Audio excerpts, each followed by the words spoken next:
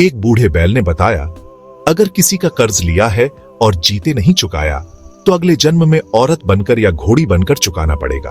गांव गिरधरपुर में एक साहूकार था, गुरुचरण, जो अपने कड़क ब्याज और बेरहम वसूलियों के लिए कुख्यात था। लोग उसे जरूरत में याद करते, लेकिन उसका नाम सुनते ही उनका दिल कांप जाता। गुरुचरण के यहाँ जो भी उधार लेता वह दुगुना तिगुना चुकाते चुकाते बर्बाद हो जाता। यहाँ तक कि राधे श्याम नाम का एक गरीब किसान उसके कर्ज के बोझ तले दबकर अपने घर और खेत दोनों गंवा बैठा। राधे श्याम की पत्नी मीरा बुखार और भूख से मर गई, क्योंकि साहूकार ने उनकी थोड़ी सी फसल भी छीन ली थी। मीरा की लाश को देखते हुए राधे श्याम ने खून के आंसू पी लिए, पर उसके पास न तो बदला लेने की ताकत थी, न ही कोई सहारा। इसी गांव में एक बूढ़ा बैल था, जो बरसों से मंदिर के पीपल तले बंधा था। लोग उसे बुढ़वा बैल कहते थे।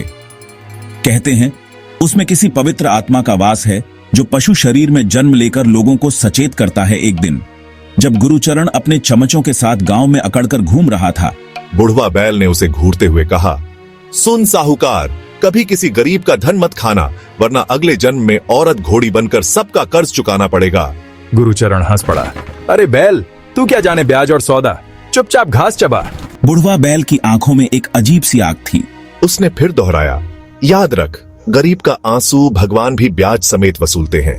गांव वालों ने ये शब्द सुने और सहम गए, मगर गुरुचरण ने इसे हंसी में उड़ा दिया। सपनों का डर। उस रात पहली बार गुरुचरण ने एक भयानक सपना देखा।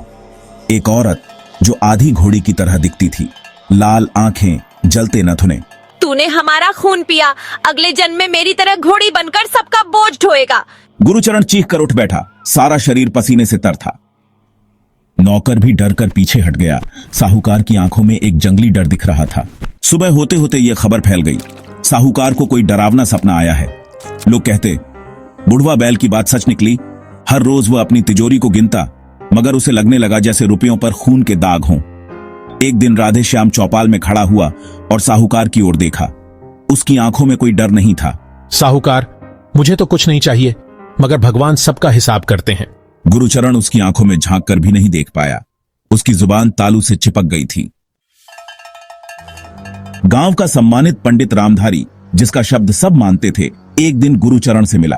पंडित जी बोले, तू चाहे कितना भी अमीर हो, पर भगवान से बड़ा कोई नहीं। जिनका धन तूने खाया, अगर उन्हें लौटा दे तो ये सपना, ये डर सब मिट जाएगा। गुरुचरण कांपते हुए बोला, अगर मैं सब लौटा दूं तो मेरे पास क्या बचेगा? पंडित जी ने गहरा सांस छोड़ा। कम से कम इंसानियत तो बची रहेगी, वरना अगले जन्म में घोड़ी बनकर सबका बोझ ढोना पड़ेगा। गुरुचरण की हालत और बिगड़ती गई। हर रात सपना लौट आता, हर दिन उसकी बेचैनी बढ़ती। कभी दुकान में घोड़ी की परछाई दिखती, कभी दीवार पर उसकी लाल आंखें चमकती। उसके नौकर भी डरकर भागने लगे। लोगों ने कहना शुरू कर दिया, उसका पैसा शापित हो गया है। गुरुचरण दिन रात गिनती ही रह गया, सोना, रुपया, गहना, मगर सब व्यर्थ, क्योंकि नींद और सुकून उससे दूर जा चुके थे। एक रात भयंकर आंधी आई, दरवाजे पर दस्तक हुई और गुरुचरण को लगा कोई उसके नाम से पुकार रहा है। उसने खिड़की से झांका, वहां वही घोड़ी जैसी औरत, आधी मानव आधी घोड़ी, लाल आंखों में दहकती आग और मुंह से निकली एक ठंडी सांस। आ गया तेरा वक्त, अब अगले जन्म में घोड़ी बनकर गांव वालों का भार ढो। गुरुचरण ने चिल्लाकर दरवाजा बंद कर लिया, मगर वह आवाज अंदर तक गूंजती रही। सुबह होते होते गुरुचरण बीमार पड़ गया। डॉक्टर आए, पर कोई बीमारी पकड़ में न आई। उसकी सांस उखड़ने लगी और पंडित रामधारी ने फिर आखिरी बार कहा, अभी भी मौका है, जिसका छीना लौटा दे। गुरुचरण ने अपने नौकर से हिसाब की बही मंगवाई, एक एक नाम पढ़ा। राधे श्याम, घसीटा, मंगली, सैकड़ों लोग जिनसे उसने घर खेत छीने थे। उसकी आंखों से आंसू बह निकले, मगर फिर वही घमंड, मैंने सौदा किया था, ये मेरा हक है। अगले जन्म का दरवाजा, रात फिर वही सपना। इस बार सिर्फ सपना नहीं, बल्कि मानो हकीकत बन गया।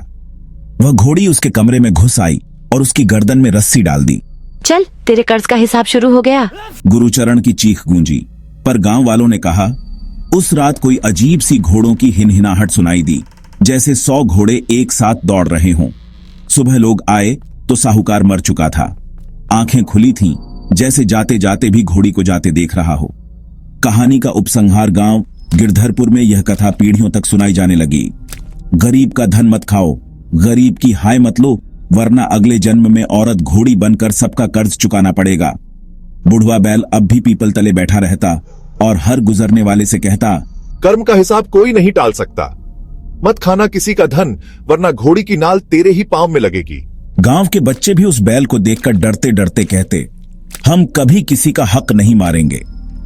और गुरुचरण की हवेली आज भी खंडहर बनकर खड़ी है, जहां रात को कभी कभी घोड़ी की हिनहिनाहट अब भी सुनाई दे जाती है।